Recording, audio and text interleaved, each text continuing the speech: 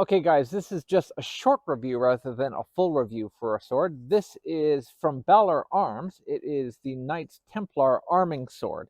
So this is from a line that's made by Kult of Athena, and Kult of Athena uses several different makers to produce their Balaur's Arms line, or at least they have historically.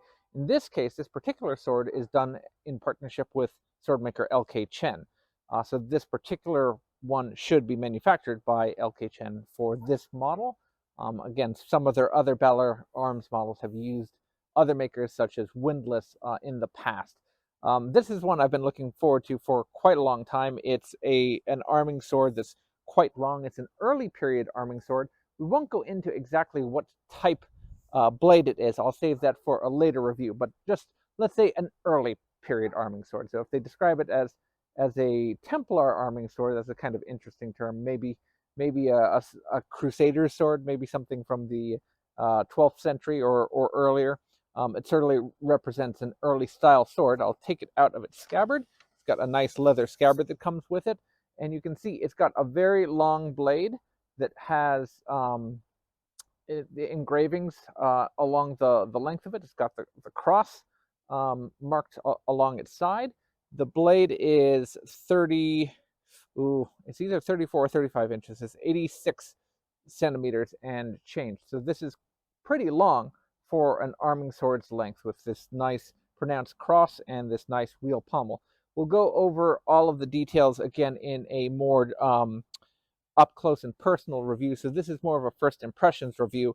Very nice leather scabbard that has come with a machined out chape that's in good condition. It fits really nicely. It's actually below freezing right now outside where I am, and the sword is being retained quite well. Let's see if it slips out. A little shake, and it's not coming out of the scabbard, but it's also not really getting stuck either. I don't have paper here to test it on camera, but I have tested the edge. The edge is very sharp all the way along its length. Definitely paper cutting sharp, and probably, let's see if I can just test a little on my fingernail. Yeah, bordering on razor sharp for the edge. So today is really, I was just going to go out and test it since the weather is not snowing for a change. It was a good opportunity for me to come out and do a little cutting. I figured everyone would want to see some cutting with a really big arming sword like this.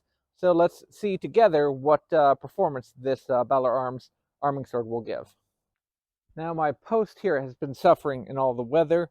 It's a little wobbly and not even level because the ground underneath it has shifted. So I don't expect many of these to stay upright. We'll see if any of them stay on the stand after a cut.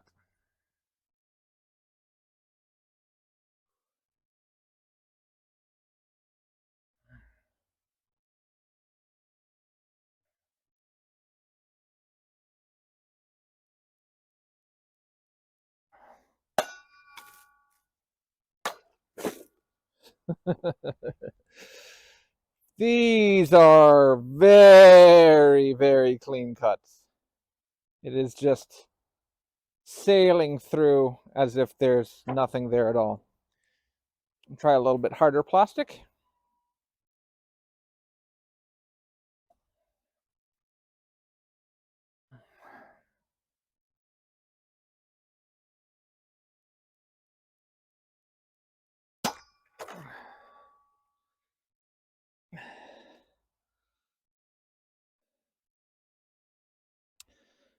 I think the bottle may have very slightly started to move after I struck it. It's also possible that this bottle is, because the blade is so long, I haven't run the dynamics on it yet, but you can see that there's a decent amount of vibration along the blade. And as it starts striking the target, the blade will naturally flex. And I think you can actually see the waves, the oscillation of the blade in the cut of that bottle. I think you can see where it goes down and then up and then down and then up. It's kind of interesting. Haven't seen that before. I'd love to see that on super high speed photography, but I don't think I have the budget for that right now. If any of you out there happen to own a Phantom camera and would like to donate it to the channel for science, feel free to contact me. Whoop! Where are you going, Mr. Bottle? Stay.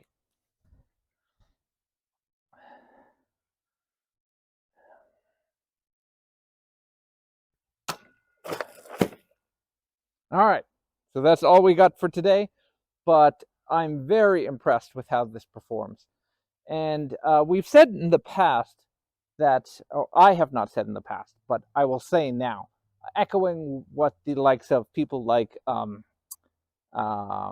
Matt Easton of Scala Gladiatoria and a few others, perhaps Scala Grim, has said before, blades from the early medieval period, so Viking type swords and beyond, that have these very wide, very thin cross sections, type Oakshot type 12 blades, for example, will have tremendous cutting capacity. Everyone who's thinking in terms of single-edged swords, things like katana, being incredibly fearsome cutters, they are, but a blade like this can deliver devastating cuts, even though it's a double-edged sword.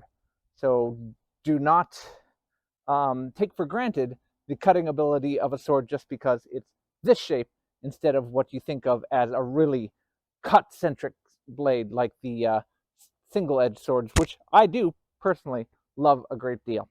Okay, that's it for now. Until next time, guys, take care.